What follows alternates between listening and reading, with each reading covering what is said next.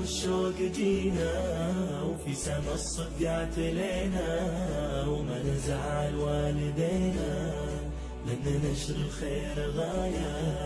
بالأمل والشوق جينا، وفي سما الصدق اعتلينا، وما نزعل والدينا، لأن نشر الخير غاية. المكارم والمروة هي غذاء روح الأخوة، ديننا ونهج النبوة قال نشر الخير غاية. بالعمل والجد نكدح، وكل كلمة حق نصدح، خلي من يهجو ويمدح، دام نشر الخير غاية، دام نشر الخير غاية.